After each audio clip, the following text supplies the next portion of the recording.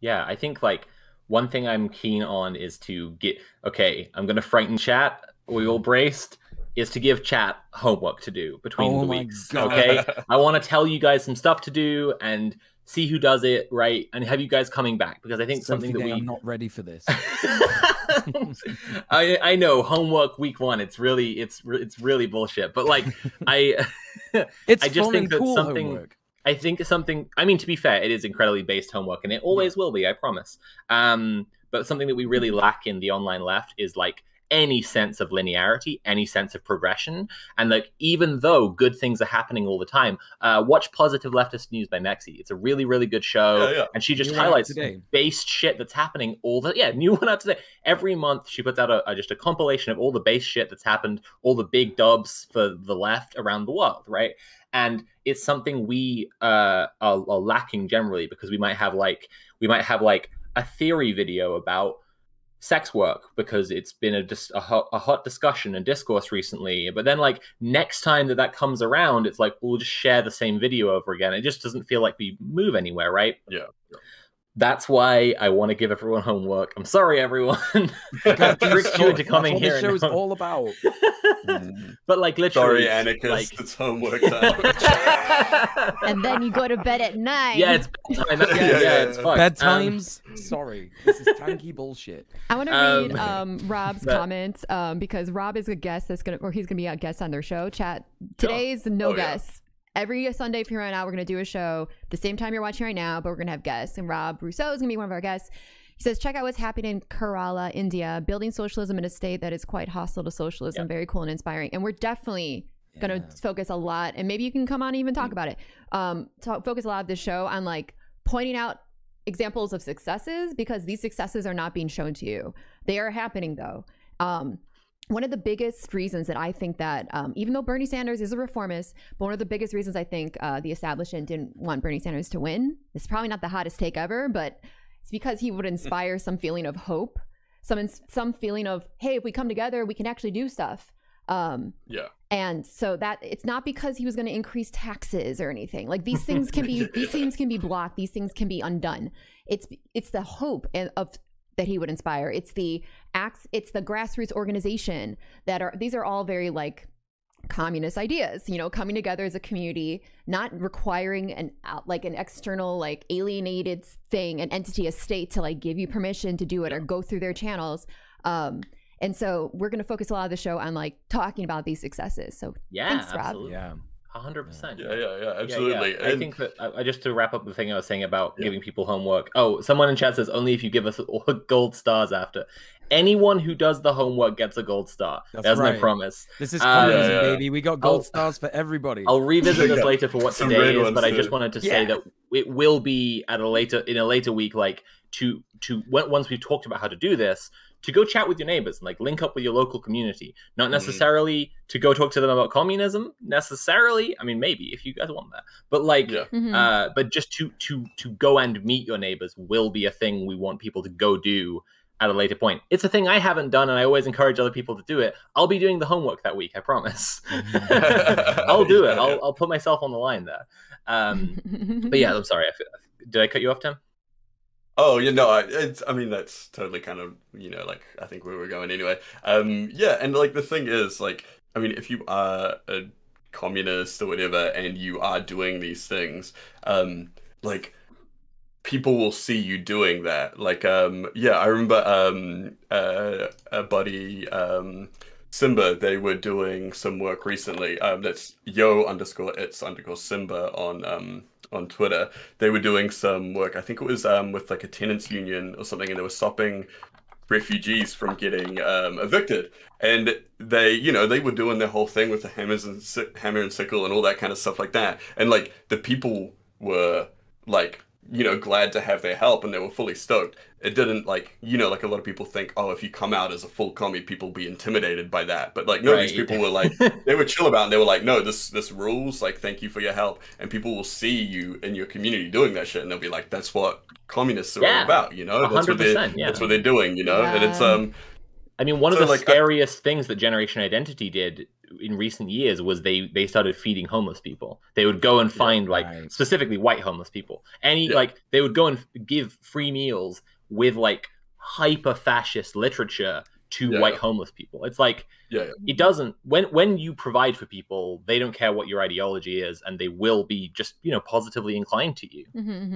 We get the same thing over here with there's like a really big conservative kind of shitty super conservative church down here called Destiny Church, run by a guy called Brian Tamaki, and they do heaps of like outreach to like gangs and like like disadvantaged Maori, and they are super successful with it, and they have like and people love them in these communities because they're the only people that are actually out there doing it, and it's like it sucks that they're doing it. I mean, it's like good that people are getting fed or whatever like that, but it's like the people are falling through the gaps, and the only people that are trying to catch them are fucking shitheads. Well, to go back to, so it's like to go back to what we were talking about before with the mutual aid, this is why in so many parts of America, I can just speak for America, it's illegal to just feed people. Like it's illegal just to like give people food. Like you're not allowed to do that. Which is a bizarre idea. It's also in parts in America. Is that a federal thing or a state thing? It's definitely probably a state or a city-based thing. But it's I know was it Food Not Bombs? What's the name of the organization? I've heard of them. That's one. I mean, they oftentimes get arrested because they're just giving people food. Or like I know there's seen stories where like a priest will just try to give food to like hungry people. It's like a church outreach thing, and then we'll get like an old like priest. He's like 90 years old, and he's like getting like carried away in like cuffs. Similarly, it's illegal for say like homeless people in many parts of America to like eat out of the trash. If someone throws away a bagel, you're not allowed to take that bagel. These are all ways that the state tries to mandate that you go through their channels, that you always have to walk to your slave job every day, ask for your little penny, and then you walk over, give that penny, and then you can have your food. So when we do this type of mutual aid that we can actually like reach out to people and like say just straight up feed them, like you said, it doesn't matter what your ideology is, they're going to be grateful. And also this is, in my opinion, is a really great way to help people to understand that this is actually a really cool thing. Because you're demonstrating like, hey, you're in need and I'm here for you. I think we can all I think chat can all relate to a time in which we needed someone, whether it be like money or like a friend or something, and that experience is like seared into your mind as like maybe a person that helps you out one time. You'll never wrong them because you're like, thank you. And this is what the state tries to sabotage and make sure that you only go to them for it. So I don't know. I just wanted to bring it up to tie all the things in together. I mean, it's a thing like the general line is the state exists to mediate class tensions in favor of the ruling class. But like taxes exist as a thing, at least in the case of more modern states, maybe less in the sense of in the case of kings, but like it's a whole history of money thing. In the modern sense, like there's an economic concept economists use called velocity of money, and like they like taxes as a thing to exist just because like otherwise the money would all just accumulate with the richest people and it would just stay there. It's a weird thing to think about because you don't think of tax. You think of taxes having a function to pay for a thing, but like if money didn't exist and a state was just like mandating that people had to go do a thing and that the resources had to be there for them to build a road or something, right? Then they would just make it happen, right? And if they were paying, and if at the same time the state were like providing for the people who are working on it to have food and clothes and all the things they wanted, etc., like the people will be perfectly happy. But like taxes, people are taxed basically to just like keep the money circulating around, just keep this illusion of like a marketplace and it's all choice and all of this shit going, and it's fucking nonsense. Oh God, don't even get me started on that stuff. Like thinking about what is it called, quantitative easement. I think that's the government in at least America is pouring. I think it's like at least billions, maybe I think it's like several $1 billion a month, maybe more than that, just straight into line go up. Not to people, not people that need food, not student loan forgiveness, not healthcare, not homes, none of these things, not education, nothing. It's straight up just, we need to print this money and then put this money directly into this imaginary world so that this line can continue to go up and we'll continue this illusion of what you're describing. Yeah, totally. And, and nonetheless, all the wealth is still pooling with all of the richest people anyway. So it's not really working that well, is it? But maybe this is a next kind of topic of discussion. Looking at my notes, you know, I want to bring back actually something we said earlier. You mentioned the CDC, Nicole, and like you were saying about like feeling disillusioned, and now you're kind of glad when you see the way that the CDC are like bittersweet glad, like when you see the way that the CDC are just like mandating horrific shit, and it's completely dictated by the whims of capital. Like, so to expand on what you're kind of referencing there, right? In America, they just reduced the self-isolation time if you have COVID, if you test positive for COVID, from 10 to 5 days, right? I think it was it was something to 5 days. I think it maybe have been quarantine or something, but I can get the exact thing up. But yeah, no, it's absolutely just against science, against health. Absolutely. And in the middle of, it's not like we're experiencing a lull. We're experiencing extraordinarily not a lull. We're experiencing like a mutation. You know, we're experiencing like all sorts of issues. But so yeah, go on. Yeah, again, Rob Rousseau in chat says, strongest economy ever, baby. By the way, don't look at what's happening in the streets of San Francisco. I often say this. If the economy is real, bring it to me. Show me show me it. Show me it, please. Show me if the it line. exists, if it's real. If line go up, I have to see the line. The CDC. A really good take I saw on Twitter from someone was, didn't Capital just tip its hand a little with this CDC thing? Because if they can't handle people self-isolating and not being at work for 10, 11, whatever it is, days, that means that's how long you'd need to hold out for, like, in order for them to be absolutely fucked. And I think it's a super true thing. Like, my personal belief is capitalism couldn't live one single day without us. Like, if the working class, if everyone who makes the actual line go up was just like, I'm just staying home, it would take a day, less than a day. I mean, that's my personal position, but like, you know, this is an exercise I actually wanted to bring to chat today was chat, like, if you want, like, imagine for a minute that everyone who works a job, like not someone who manages people, not someone who's someone's boss, but everyone who works to do this stuff, was just like, nah, right? Was just striking and was just like, no, I'm just not going to give my labor to global capitalism. How long do you imagine global capitalism could survive for, right? Because I think some people would answer that the moment that happened, global capitalism would like definitionally be dead.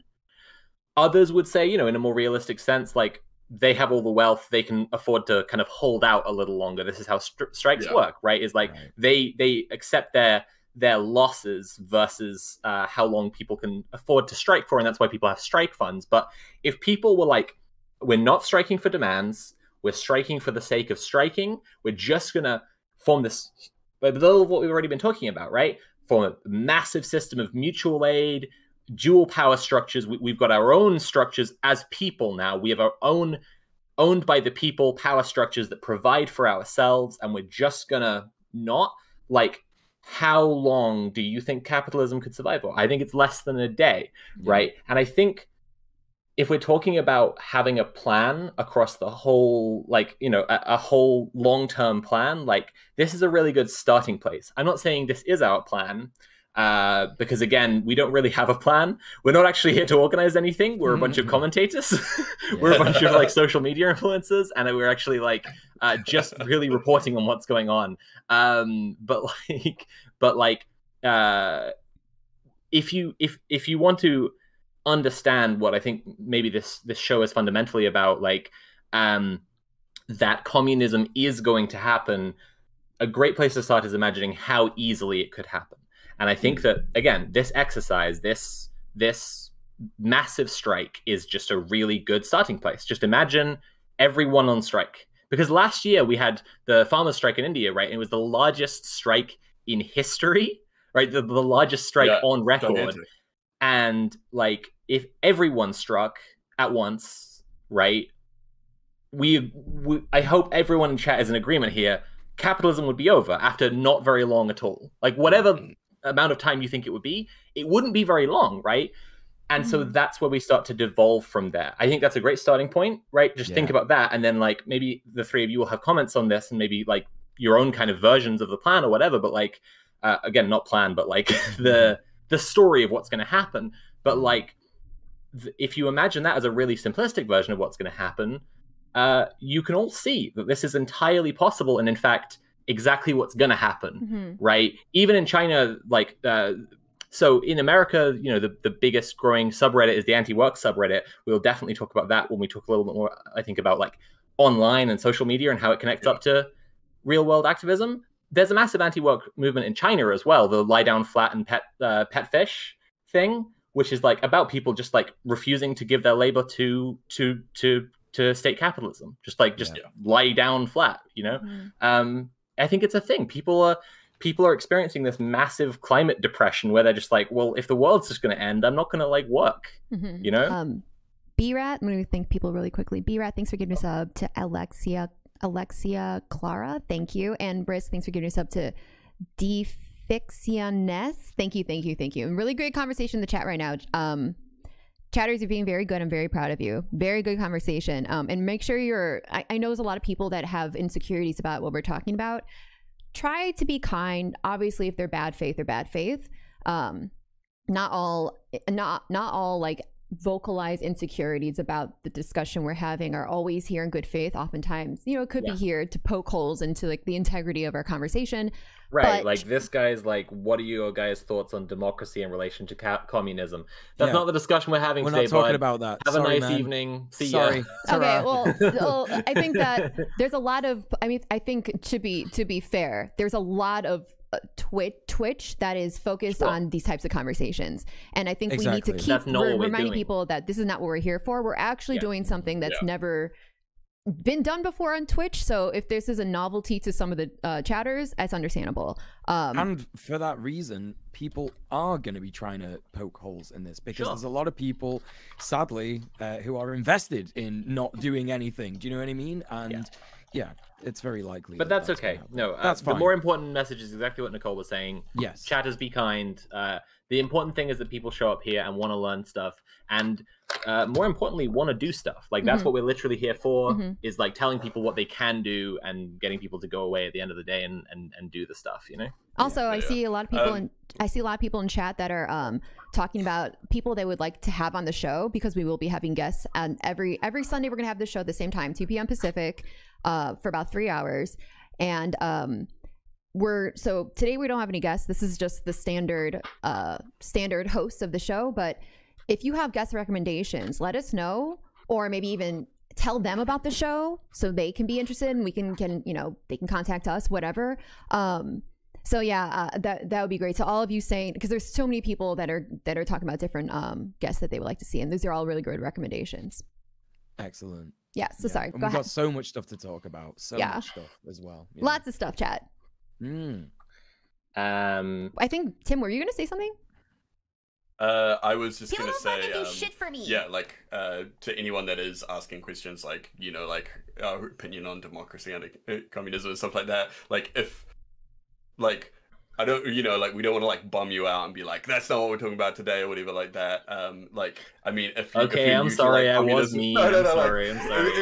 I'm not if you're new to this kind of stuff or whatever, and like that might be like an obvious question or whatever like that, but like we will, I mean, we're going to cover all kinds of different things. I don't know if like discussing things like that is kind of like on the agenda for this show in particular. You know, we're going to be talking about more like, you know, like actual community stuff instead of like ideological kind of like communism versus anarchism or anything like that. So, you know, just like, don't want to bum me out or anything like that. In fact, it's just a different thing than what we're doing right now. That we are actually going to be talking about a lot of democratic stuff within our idea of communism. So, you know, if that's something you don't know anything about, then stick around. But you know, for the record, like all of us stream. Wait, put a bebop. Yeah, three all of us Brits against one American. What is this? Like, I'm gonna I should ban you right now. Oh my god! They think you're a Brit. That's horrific. Sorry, not cool.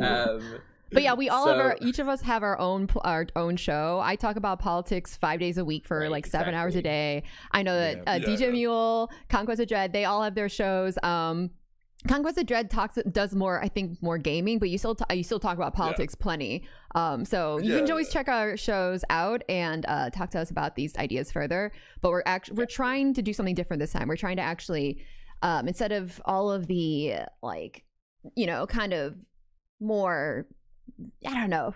It makes you can watch us dunk on Ben Shapiro in the week, right? Yeah, you know? yeah. We'll do that in the week. So to bring back around some of the discussion that we have planned for today, that's the thing. That's the important thing. We have planned discussions and we want to have them.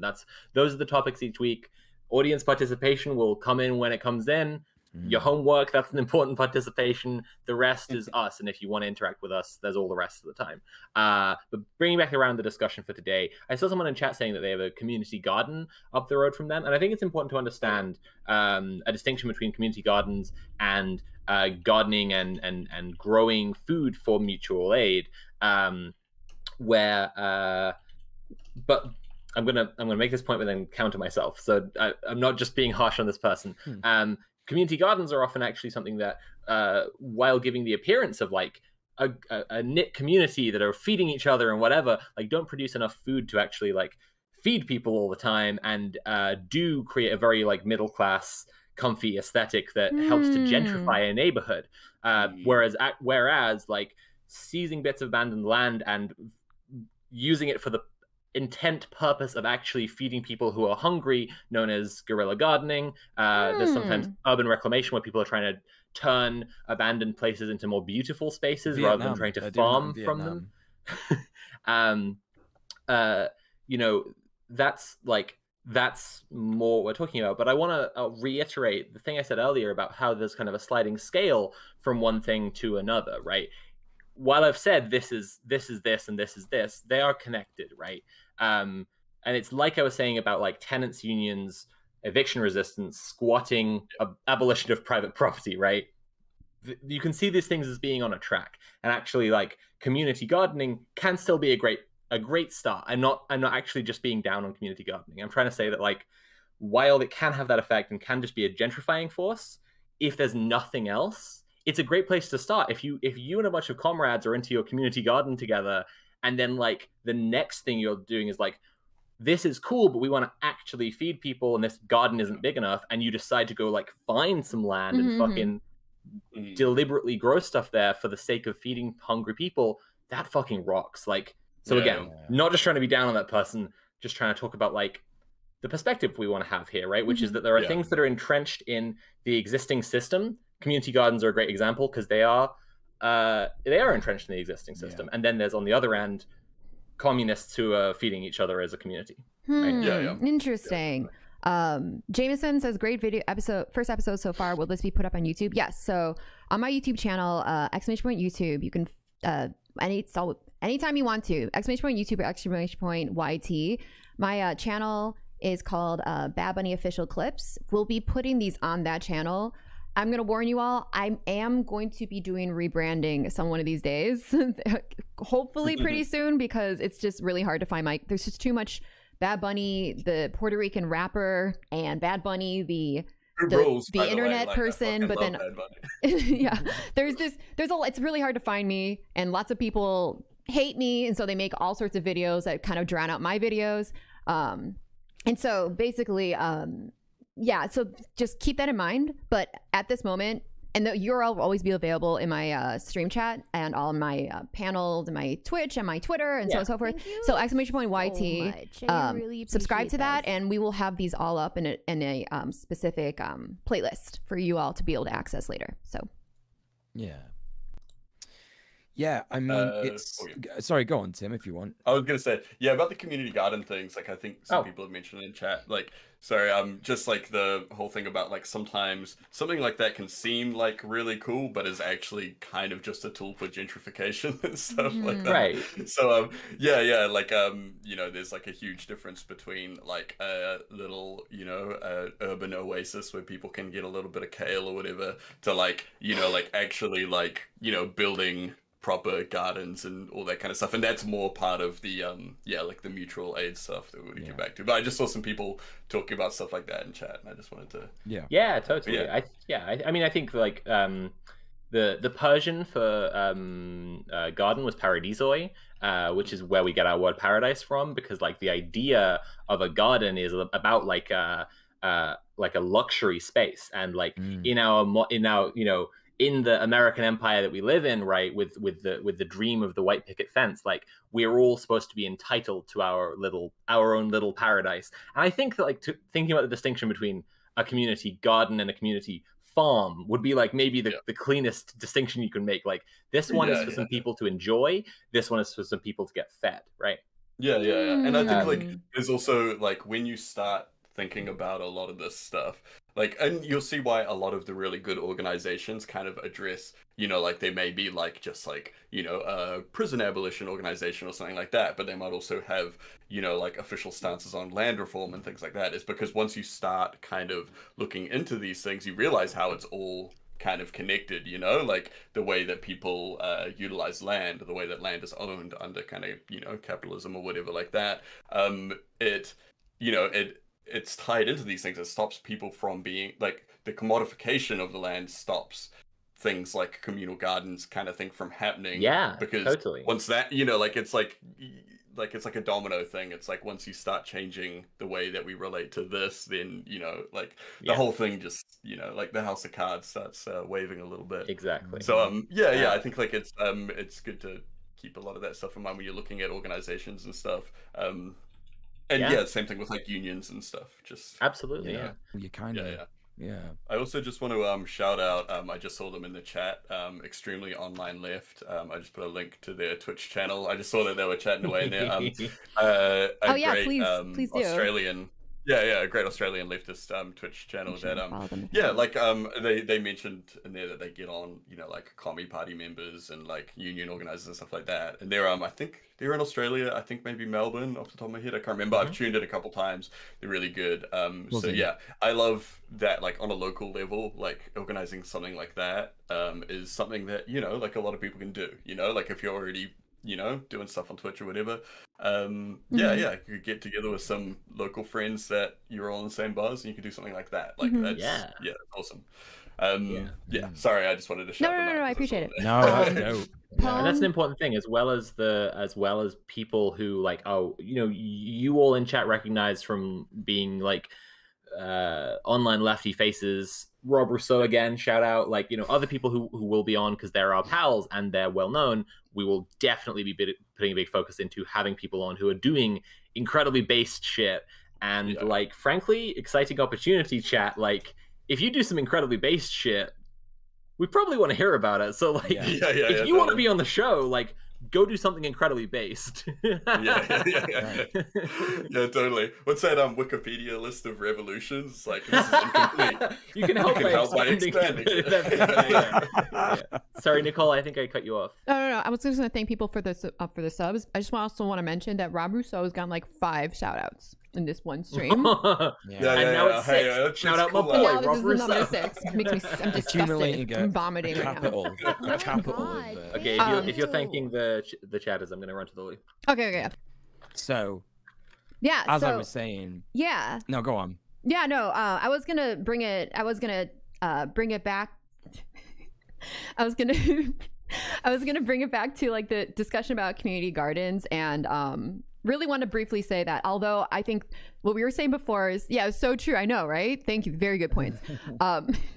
what we were saying, it's very base, yes. What we were saying before, I'm not disputing, but I do want to say that I do still think there's value, maybe not in the specifically the community garden, but in building some sort of community something. I like to 100%. I tell people that like you can do like, what do I say, little communisms, or like we're basically, this is the revolution, we just do little like revolutions or whatever. Like something you can do to undermine something that undermines capitalism and helps to strengthen communism. It doesn't have to be a monetary material, like necessarily. I mean, materials, I guess, are always ubiquitous, everything, but it doesn't have to be this grand gesture. It doesn't have to be this massive thing. It could be something, in my opinion, as little as like getting to know your neighbors.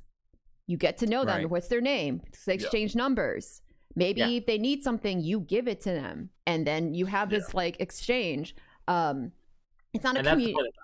That's what we want people to do. Go do some like little things for the mutual aid. And that means you have to touch grass, perhaps. Maybe you might be. You might have to. Not. It doesn't have. You know, you might. Everyone.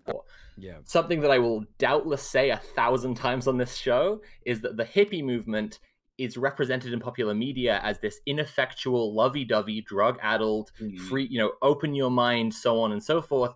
And that's because those elements that did exist have had the context of leftism removed from them to defang them in popular fiction, to pretend that it wasn't nearly, which it was, that it wasn't nearly a communist revolution in America in the 60s and 70s. It was nearly that. The American ruling class really doesn't want you to know that, so they don't. So they don't portray it. They portray hippies as useless idiots. Well, Nixon did a number on creating that imagery with the war on drugs. By saying that's the reason why he made marijuana illegal, was to criminalize being a hippie, essentially, and to demonize. And that's why so many people were forcibly conscripted into the Vietnam War. Is my point, is because they needed to get this population and force them into the machine. Our idea of the disillusioned Vietnam vet is wrong. We had this idea of a guy who like signs up almost like after 9/11 or something, someone who signs up to protect their country and they come back home and they're all disillusioned. No, they were dragged there. They were kidnapped from the street. They were forced into combat fatigues, and then they had their fucking legs blown off, right? While witnessing Dow Chemical dropping napalm on children. And then they come home to a country that has no interest in feeding or sheltering them or giving them any treatment for their mental and physical disabilities.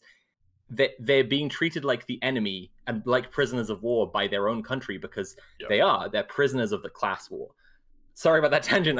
I will say this a whole bunch of times. I think that was a very. We need another hippie movement now. Like we need one now. That's really important. Also, it's it's kind of a tangent on your tangent, but had any of you all seen Forrest Gump recently? Yes.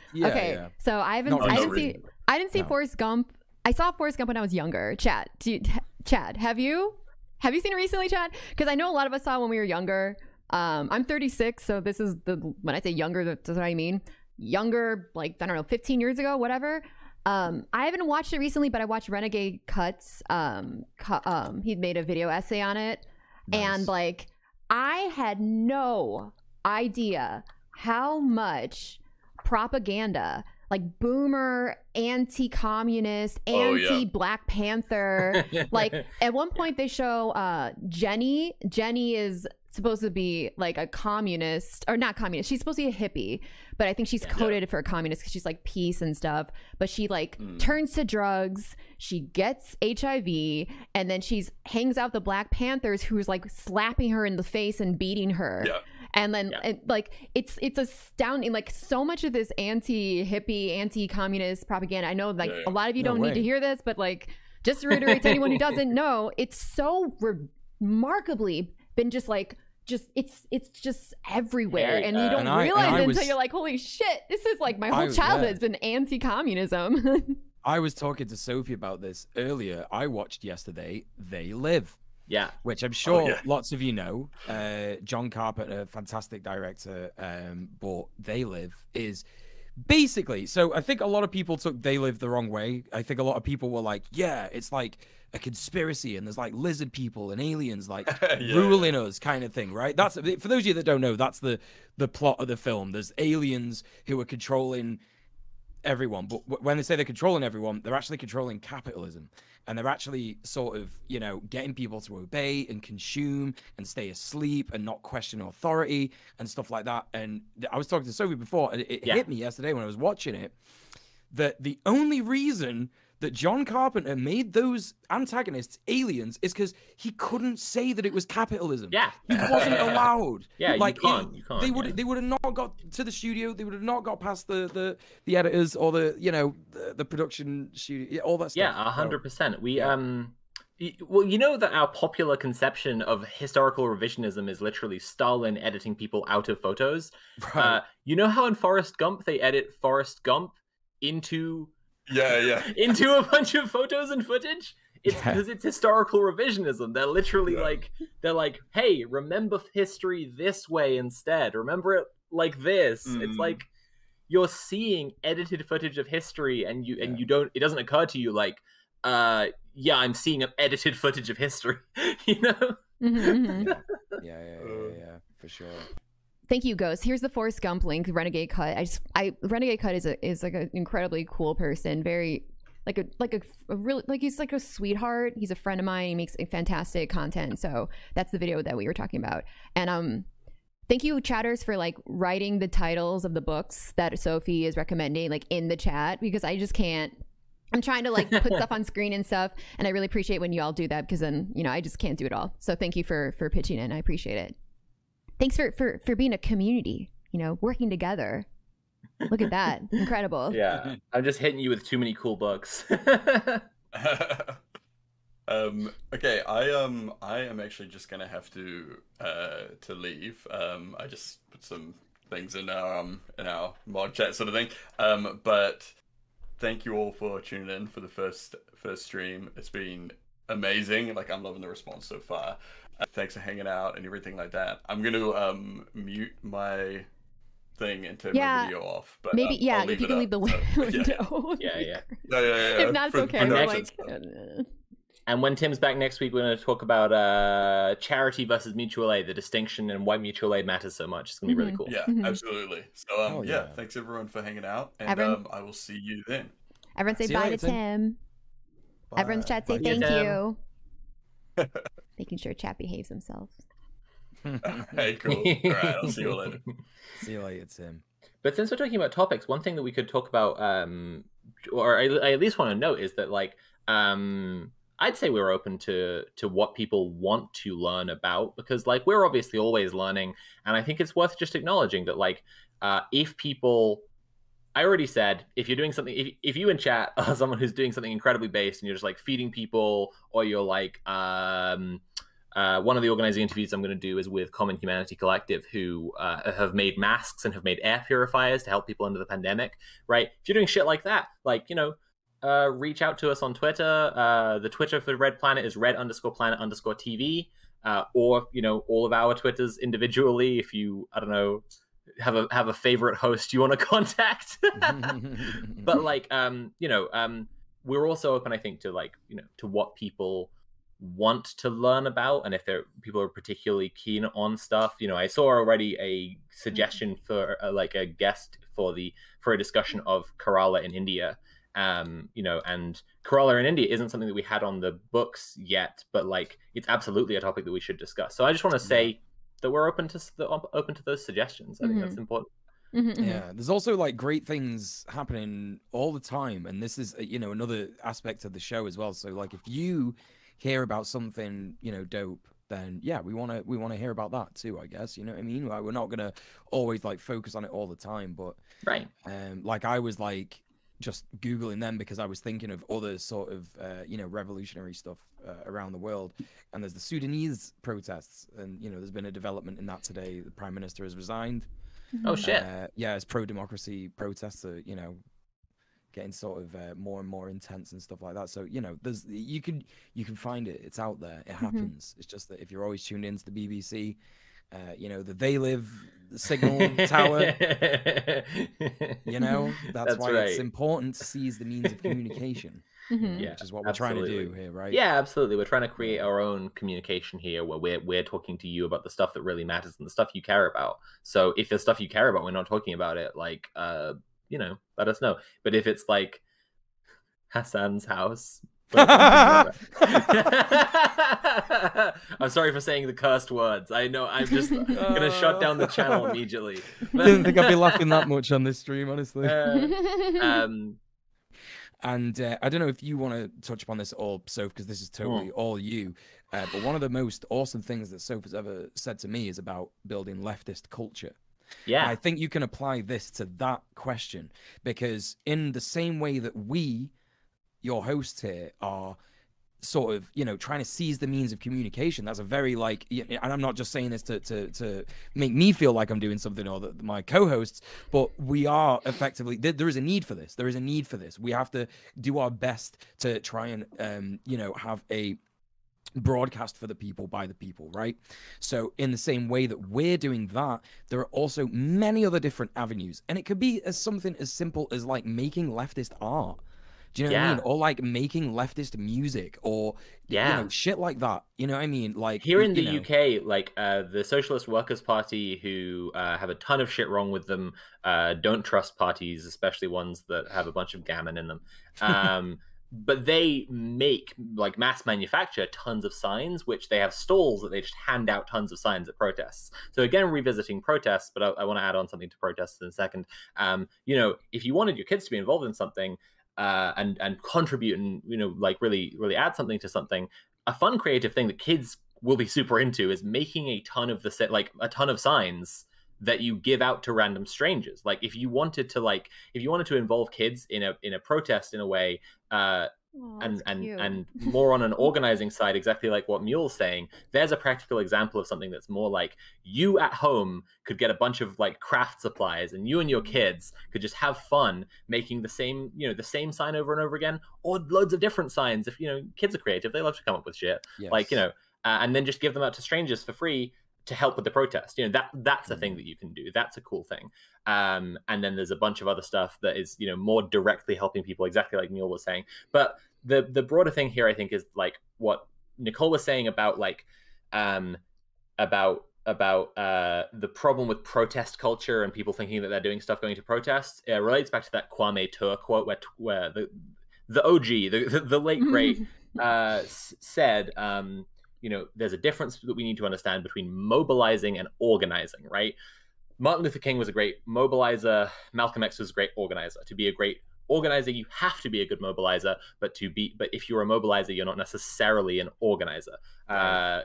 Ture said, wherever Malcolm X went, he left a mosque, right? He would build community. He would build fucking buildings that were the community centers, that were like people were coming there and getting together in a community and working together, right? And by contrast, Martin Luther King didn't really actually do the same thing.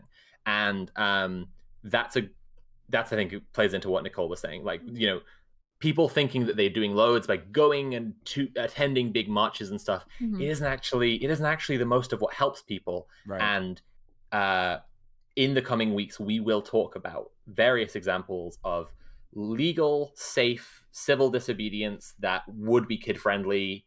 I'm sure. I'm absolutely positive they will show up. Mm-hmm. So did we even speak about homework? We just been no, because we didn't want to get to it yet. We want to answer people's questions. There's a lot of other questions, but fine. I think that I'm going to sum up a lot of the questions I saw with try to sum it up in one kind of. I saw people asking like, what can I do? What can we do every day? I saw people asking about like, how do I help my friend who's in this situation or that situation? So I think that what people are looking for, if I could try to like address all those at once, because I would love to address each and every one, but we just don't have time. And also I want to be a little more. Yeah, we'll be here every Sunday. So chat, write it down. I want to see everyone taking notes right now. Peppo G, write it down. Every Sunday, 2 p.m. Pacific to 5 p.m. Pacific on this channel. Yeah, write it down, chat. Every Sunday, and this is the one time we're not gonna have guests. Every Sunday from here on out, we should, unless we have, you know, reason not to, whatever. Yeah, we should have a guest or guests, and we're gonna be discussing these issues with them, and like hopefully we're gonna have people on that are knowledgeable or I guess they're all knowledgeable, but like sometimes people that will also have like actual like IRL experience doing the things. So we could, you know, you can ask these questions like directly to them. But yeah, that's the plan. But so let's say that if you're interested in like, what can I do? What can I get involved in? I'll reiterate something that Sophie was saying earlier. We're not gonna deal with this today because, you know, this is just our very first show, and I hope you all are enjoying yourself and enjoyed yourself today. But don't get overwhelmed thinking about all the things, all of the world, all of the problems, everything, because it's hard not to. And honestly, I kind of feel like the timeline is a little bit of an op in that way, and that it's like always showing you all of the horrors, and after a while you're just like, you're just like, okay, well it's just awful. That's it. There's nothing that can be done. Don't worry if you're interested in getting involved. The one thing that I'll tell you that I'm sure Mule and Sophie will agree with me is find a thing, and make that more of your focus and get started there. But how do you get started? What do we do? Well, these are things we're going to be talking about. Right. So we'll be talking about civil disobedience, until, and then we'll be describing, you know, what is other things that have happened out there. Right. And tune in every week. And, you know, if you okay, next week we're going to talk about charity versus mutual aid with some more practical examples, you know, but then we'll go on and I don't remember the exact order right now, but, you know, we will talk about housing. I'm sure we will talk about prisons. I'm sure we will, you know, we will talk about climate resistance. Okay. These are topics we will cover. And let's say, for sake of argument, let's assume for sake of argument, you tune in, you know, housing, and we're like, these are the things you can do to help people in your community, but you're like you're like, I'm already in a tenants union, I do what I can when I can, but that's not the thing I actually want to dedicate my time to, right? And then we're like, okay, prisons, and you're like, prisons, like, I care that people are in prison, and I care about abolishing prison, but it just isn't this thing that calls to me. And then you know, another week we're like climate, and you're like, and then you're like, oh shit, I really care about that. Like, I really care about protecting nature, and I would love to do that kind of action, right? That's what we're saying. You tune in every week, and we're going to cover different topics, and guaranteed something is going to make you go, oh shit, I should do that. Probably, honestly, several things are gonna make that happen for you. And we're also going to talk about, because I know a lot of people will also be thinking, as has been said in the chat, and people have said, like, they don't have the time, that they got to work, whatever. Like, how will they have the, you know, how can they be doing that stuff? We are living through a time of things crumbling and collapsing around us, right? Like, a lot of people are finding themselves out of work, and a lot of people will find themselves out of work increasingly as things fucking fall apart.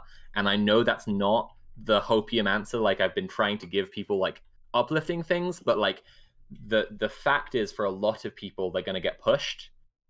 And if you jump before you're pushed, or you're ready to get pushed, or you hold on to your job, but you just like fucking slack it as much as possible. You take as many sickies as you can, and you use that time to go and do cool stuff. And then eventually, and you know that they're going to make you redundant at some point, but you're just like using your time in a way that you care about instead in the meantime, right?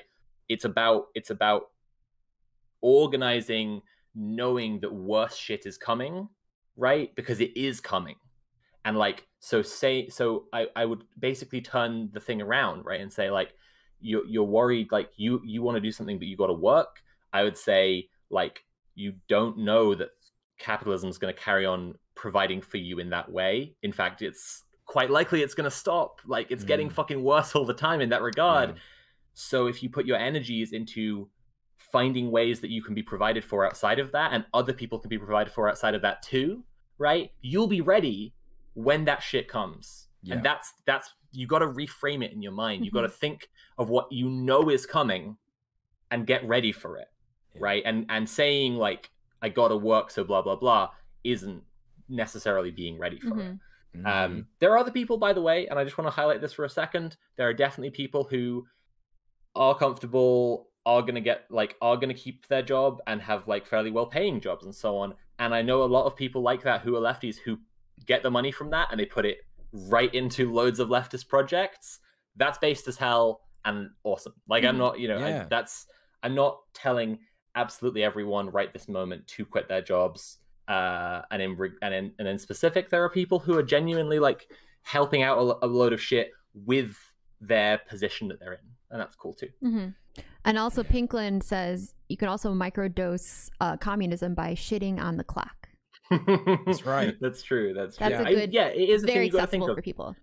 Tiny Save little your poops things for the job on the clock. Unless you work in Amazon warehouse, then maybe like they won't let you do that. I don't think it's been a thing in the States, but in the UK, during the pandemic, we had this huge working from home thing. Like, everyone just like who works in an office was like, nope, you're gonna work from home. I'm pretty sure it happened in the States. There's a lot of people I know from the States who do that now.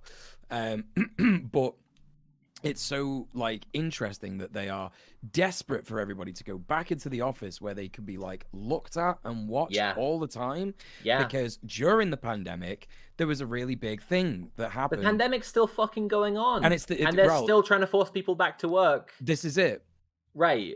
And there's so much that people did during that working from home sort of like, you know, period that has basically resulted in things like people getting involved in like Black Lives Matter. That was a whole thing during it. You know, it's like at the very start of like working from home, people were like, yeah, sweet. And that was like a global fucking, I mean, I'm talking about the George Floyd protest specifically. You know, it was a worldwide phenomenon. You know what I mean? Like, it's not a phenomenon. Again, it's inevitable. And they don't want you to work from home. They don't want you to use your company time to get involved in, you know, direct action, mutual aid stuff. That's why they want you to go back to the office. And yeah, legit, 100%. They really, really do. Yep, cool. All right, chat. What'd you think? Remember, let's normally at the end of every stream, I do a Rate Today's stream from 1 to 5 thing. So I'll do it for this stream. Rate today's stream from 1 to 5. 1 being the worst stream you've ever seen in your life. 5 being the best stream you've ever seen in your life. If you don't give me a 5, you tell me why.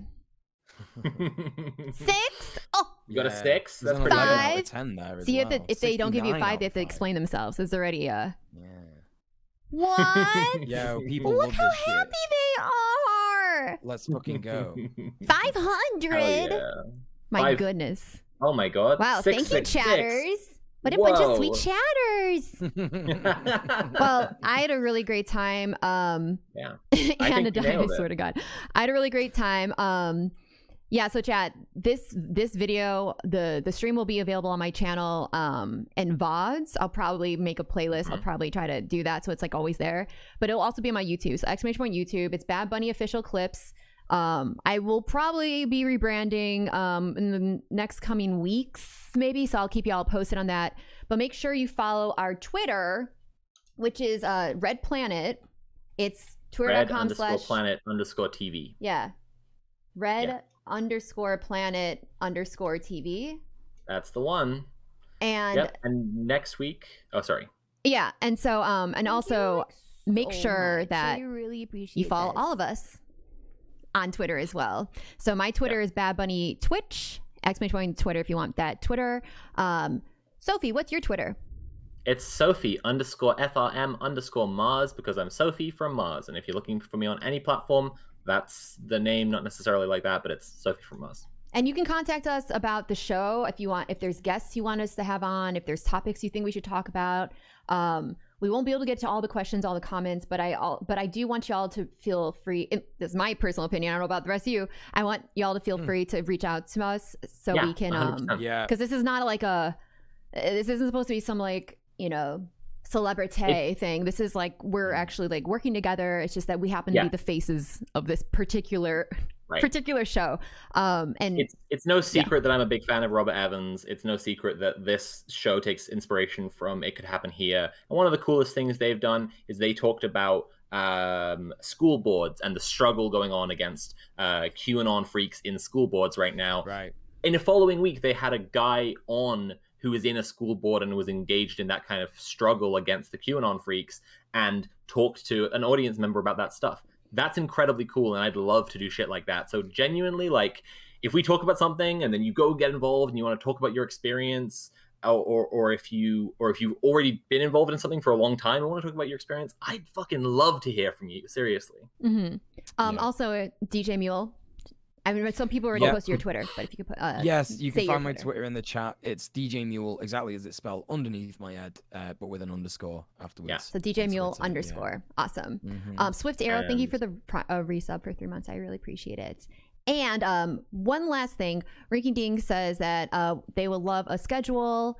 Yeah, so like we haven't shorted up yet. We've only got a few weeks, and that goes for guests as well. Someone else asked about like when will we announce guests? So that's a good question. Twitter as well. Tim's Twitter is in the chat. Yeah. Oh, Tim is Dread Conquest on Twitter. Yeah. We don't have the schedule short up right this second. We have a few things loosely planned. We don't have the guests sorted. We will post it on our Twitter again, red_planet_TV when it's ready. So just watch out there, and we'll let you know. Well, next week is definitely charity versus mutual aid. Yes, the one we know and we can say for sure is next week we are talking about charity versus mutual aid. What's the distinction? Why do you want to build mutual aid? Why is charity serving the capitalist system? It's something that people, don't necessarily like to think of charity as, because they like to think charity is good. But we're exposing the truth. we're gonna cancel charity. Get ready for charity to be cancelled. Yeah, but we're gonna talk about mutual aid versus charity next week. Same time, same channel. It's gonna be fucking awesome.